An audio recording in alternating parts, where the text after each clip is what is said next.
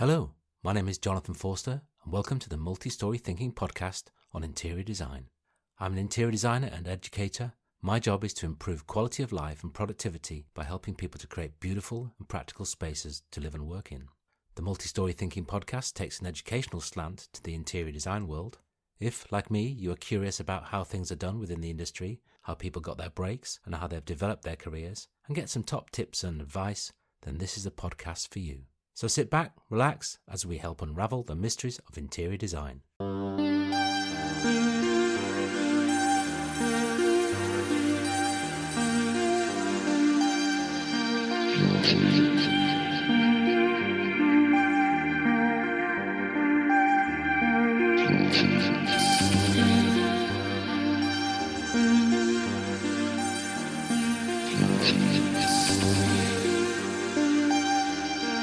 Asheni Alwis is an interior designer based in Columbo, Sri Lanka, and founder and head of design of the Woodbury House. Described as an experience centre, the Woodbury House is a showcase of design ideas and settings to help clients visualise how they can create their dream space. The space includes interiors, furniture and accessories which combine traditional Sri Lankan craft and production techniques alongside contemporary and innovative design approaches. I met Asheni during a visit to Sri Lanka with my partner Monica in October 2024 as part of a flying faculty visit to teach interior design at the NSBM Green University. In this episode we discover how the unique Experience Centre in Sri Lanka showcases bespoke furniture and cutting-edge design concepts. We learn about the blend of traditional techniques with modern aesthetics and how this approach creates stunning interiors for their clients. We hear valuable advice for aspiring interior designers and the importance of gaining work experience when studying interior design, and why, when working with contractors, you need to know the detail and be able to speak the language.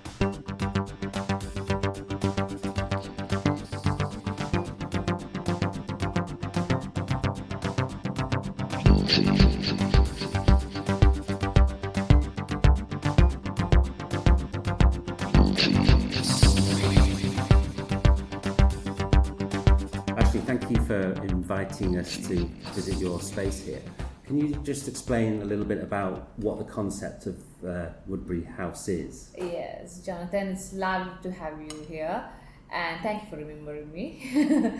And so the concept, actually, I really wanted to build up, a space where whenever our clients are coming to us asking for build up a new, nice interior, unique interior. I really wanted to showcase something nice prior to their manufacturing, so that they come and have a look and they come and have a selection of what I have built up.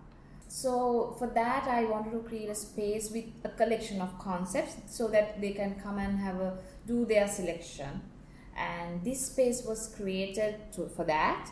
So now when you take, for an example, the ground area, the living, it has got another vibe. And when compared to the upper area living, that has got a luxury, elegant look. But the ground floor living area has got a monochromic and very simple ambience. And when you compare two bedrooms also, one has got a very Scandinavian look and it has got a Hirikatiya vibe.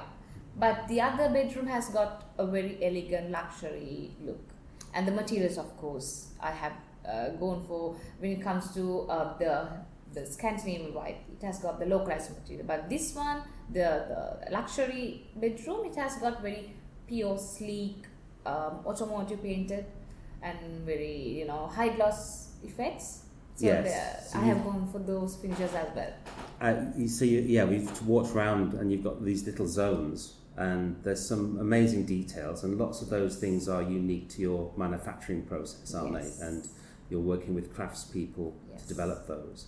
How did you select the choice of the styles that you were going to choose for this space? Yes, I actually wanted to showcase the capacity because we had got 3 factories, and from that we didn't have a space to that showcase our capacity. So actually we have got one. In Sri Lanka, there are only 3 people for the best for the craftsmanship, and we have got one. To showcase that capacity, I really wanted to build up bespoke furniture, with all these handcrafted details, the using various kind of materials maybe. So even when it comes to the furniture, we have tried to incorporate with so many concepts, so that whenever a client is visiting our showroom, they have that freedom to select and see whether we are able to come up with their bespoke furniture, whatever we have proposed in their 3D design. Then they get a clear idea about the quality and the capacity. So there are no doubts. Yeah, so I mean, you can really touch and feel everything, which is really exciting to see that. And there's a range of different finishes and approaches and techniques. But you were saying earlier that every client you have a different approach for to develop an individual concept, and particularly with branded spaces like hotels. Yes. They want a distinctive thing. So you're not saying you must have it this way, but you're giving them choice. Yes, exactly. Because now when it comes to the client choices, some clients come with that telling that they want to have a classical ambience, and some are coming up with the modern, elegant ambience. So to cater those things, we need to showcase that sort of a capacity and the furniture items, that we have that the ability to come up with the furniture items, the ambience, of course, because when you're talking about the ambience, it's not just the furniture. So we need to incorporate all the interior elements, the lighting, the wall finishes, the floor finishes, the color palette we are choosing. So to showcase that, only I have created these spaces that the furniture plus all these items should be blended. And to create that sort of an ambience, we have got that capacity. And the client has no doubts on that. When it comes to the options, they have the freedom to choose from going all over the showroom. They have the freedom to choose the selected the selected ambience. Yeah. So on our visit last time, I think we went by chance actually to a hotel that you designed. The Grand Serenity Hotel. That's it, in Kandy. And what I really was struck about that was the attention to detail, but also the way you sort of mix modern designs with very traditional elements. Yes. And I think that comes through in a lot of what we see around here. You're using some traditional techniques, but you're putting a little twist on them, like the panelling downstairs with the different angles. But is that an important part of your design approach then? Yes, because now within this we have a long history when it comes to being in the interior design and build history. Because we were here over 3 decades, so we have that identity that we have maintained throughout these years. That the main thing is we normally try to take the traditional techniques and the details, and we try to incorporate in nowadays the present day requirements. So that the same thing we have done with the Grand Serenity Hotel, because the main requirement was to incorporate the canteen architecture plus to cater the present day requirements. Yeah. So that I have done to I have inspired from the canteen architecture and took it from an abstract way and blend it with all the interior elements and the outer environment also. Yeah. And came up with this nice interior. Well, it's beautiful, isn't it? Yes. A couple of good days there, but. The reason I'm here also is to teach at NSBM, which is your old university. Yes. And you graduated a few years ago. How do you think the industry has changed in the time since you graduated to now? So when I was when I'm just out of the university, just got graduated, it was back then. It was we didn't have much demand. People were thinking that we are just decorators and all. Because once I got graduated, I got practice myself under a few architects. So once that only, with that exposure only, I tried to open up with my own firm, and here we are now. So back then it was they didn't have much sense for the interior design, the clients obviously, but now they are coming to us with all these their reference images, the concepts obviously. Now, for an example, if you take a brand, a commercial interior, so the client comes to us with their brand, their concept, the color palette, so they have that understand that we need to incorporate all their brand identity when we are coming up with the interior. The color palette of course matters, the identity, whatever they are, especially now when it comes to the typography of the brand, that also matters. So they have that sense for the interior design. And I think for the future generation also, they have got much opportunities in this field. If you do have a passion, then yes, of course you can like chase your ambition. Yeah, and this showroom, the Woodbury House, that's part and parcel of your sort of strategy to push and promote design and interior design. Yes, because we actually didn't have. This is the first interior experience center in Sri Lanka. I haven't seen when whoever visiting this experience center, everyone is saying that we haven't seen any kind of interior anywhere. I mean, we have been to all these showrooms, but unlike this, it's like one at a time. So I really wanted to build up this sort of an ambience, because what we had was the interior experience center. So for a client who's coming to us with their dream interior, they need to like touch and feel what they are going to have, like prior to manufacturing. Then only we are doing something nice to them, you know. Then only we can convince them that you are doing something nice. You need to do a proper interior. So this is how it's going to be like. This is just a model. So they can see and touch and feel. Yeah. I think the way you describe it as an experience centre is really important, because creating interiors is about creating experiences, isn't it? It's about creating memories, a lifestyle. Yes. It's like, you know, a space that you feel comfortable in, or you are excited about, or you know, inspires you. And I think this is a great showroom. So, you know, thank you for inviting us to visit it. No worries, it's lovely to have you all here. Oh, it's been a pleasure, and look forward to the next time. And, next time with a new adventure, new thing, maybe. Let's see. Yeah. So what are your plans for the future then? You mentioned you were really busy with lots of projects, but what's coming up next for you? Next, I'm like thinking of expanding this overseas. So because we have now within the country, we have gone so far. We have worked with so many VIP clients, and currently also we are working on so many good projects. So now I'm planning to like expand our brand identity overseas. So let's see, hopefully, because we are working with 3 projects now currently. Let's see, hoping so to do a new job, a good job to outsiders overseas as well. That's great. And whereabouts would you be looking for that? Maybe still we have gone for Dubai, Maldives and Qatar, and now I'm planning to go for European countries maybe. Okay. Because they have got a interesting architecture, so I love to work with that tradition as well. Yeah. I love to like experience and explore that architecture. Let's see, I'm hoping so. And there was one inquiry. Let's see. I'll keep my fingers crossed. But yes, fingers crossed. Yeah, that's brilliant.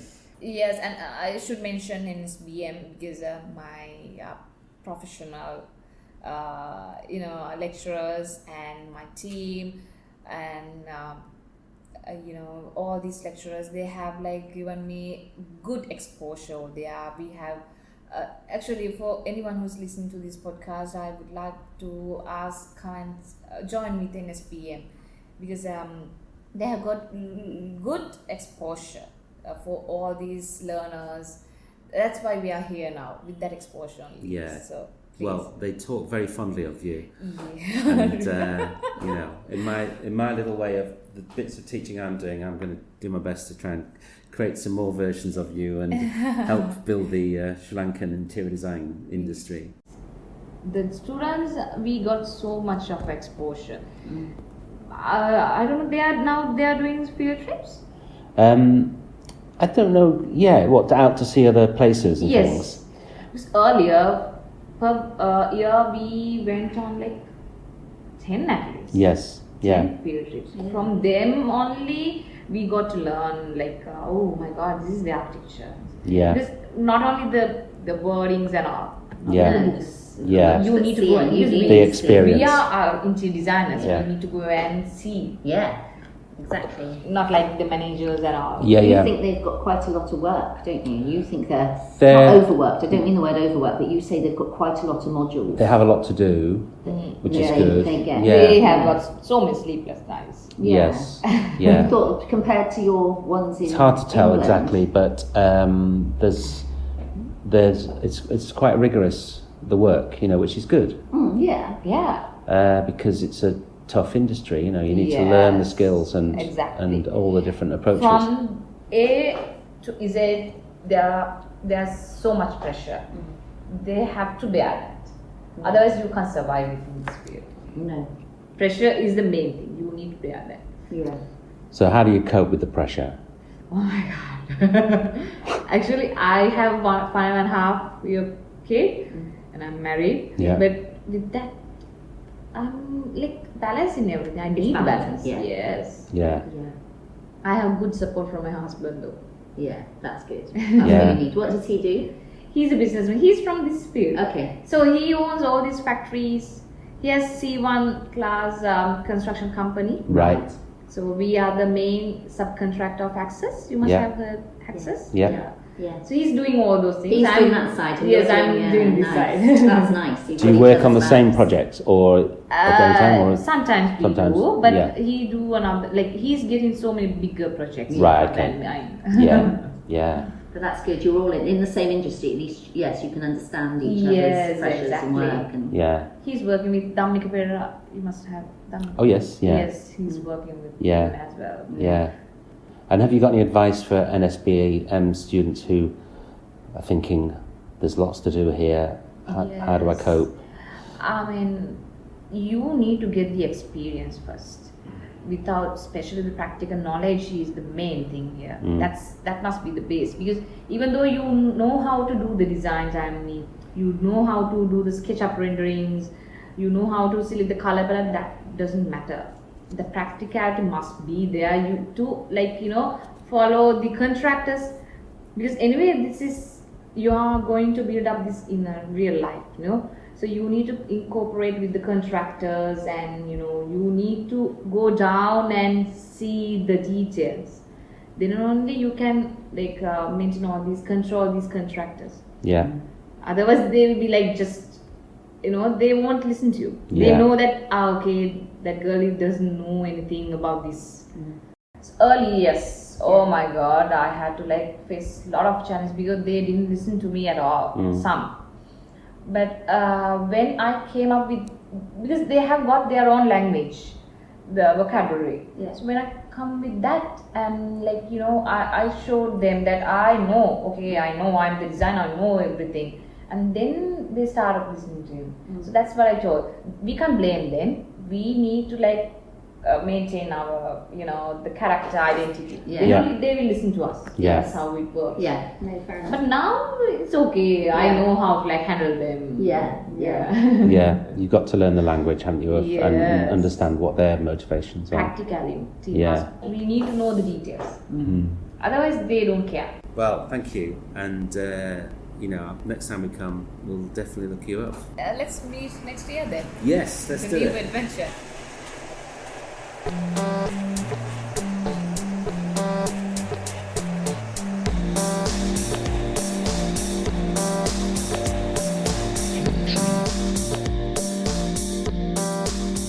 I'd like to thank Asheni for taking the time to show us around the Experience Centre in Sri Lanka. It's a really lovely building with some great interior settings, and I really like the way she mixed together different styles just to give clients the opportunity to see the potential of different approaches, how to mix materials, how to experiment with techniques. And it's nice to see that mix of traditional Sri Lankan production techniques and a modern aesthetic combining to create some really lovely spaces. Asheni is a product of the NSBM Green University's interior design course. She's done really well since graduating, having set up concept interiors with colleague Taruka Fonseca, You can listen to my interview with them on the podcast, which I did a couple of years ago. They're both really great role models for aspiring interior designers on how to set up their businesses and how to look to expand and develop their offer to the public. If you want to learn how to be a kick-ass interior designer, whether that's in Sri Lanka or in the UK, you can join either the NSBM course or the University of Plymouth course. I'd like to thank Dave Clark from I Am The How for technical support in the setting up of this podcast, Kay Hansen for her co-host and planning role, and Mark Frith for the music. If you'd like to hear your comments, please get in touch via the website or on Instagram. Thanks for listening. Bye for now.